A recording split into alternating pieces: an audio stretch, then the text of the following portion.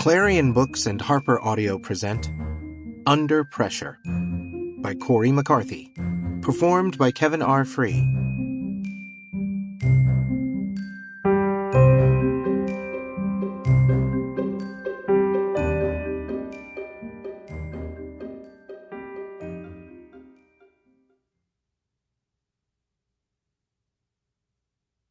For Chris, my best boxmate. Level 1. Midnight Zone. Prologue. Grayson. Grayson Bix woke up from his AUG surgery on the other side of the world.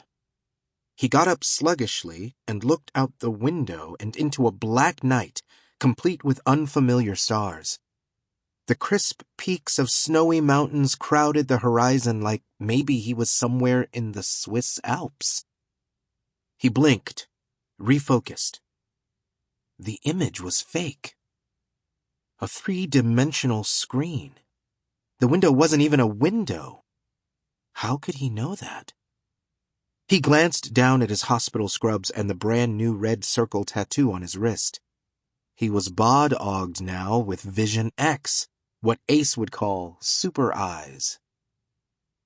Speaking of, where were his friends?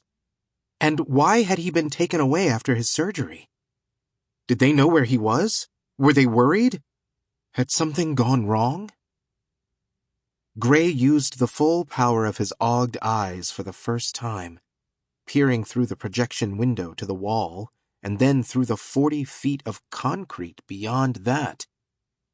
Even after managing to see through all those impenetrable things, he had a hard time believing what he found on the other side. There must be some mistake. How could he be in the darkest zone at the bottom of the ocean? 1. Leo.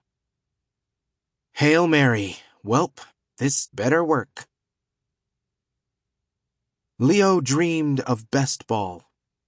Lime green faces shone through a sudden blackout. Roaring cheers and their coach's shout ground over the court noise.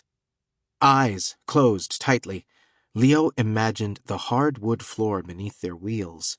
A sharp, last-minute impulse to pivot, to see through the other players' fake-out and spin an interception. They could feel the weight of the stolen ball tucked between their knees, their gloved hands bursting with speed, driving down court with the arena shouting, "Go, go, go!" The daydream was so convincing that Leo jolted when a rolling wave tossed the hoverpod. Their stomach lost gravity for seconds, which was a lot less fun than it sounded, but did make them forget their hunger for a few minutes. Leo had to glare out the window to remember that they weren't on the court or at T of P, the Tower of Power, with Gray, or even home with their family. They were bobbing on the surface of the ever-changing ocean in Grayson's stolen hoverpod, now with a dead battery.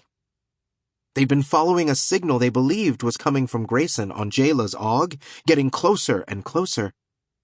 And then the signal had just disappeared. Someone, or something, was messing with them.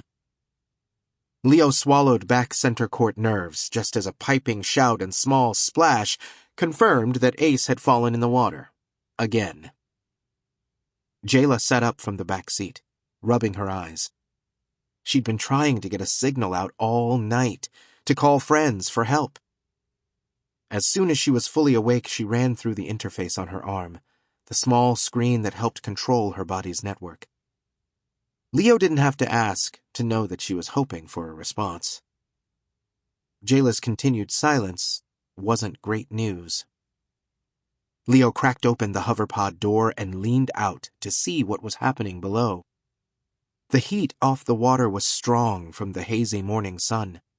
It stuffed up the cockpit like a blanket of humidity. Ace was swimming like a tiny frog. He pulled himself up onto the landing gear, his clothes all suctioned to him. Sample complete. Ready to continue?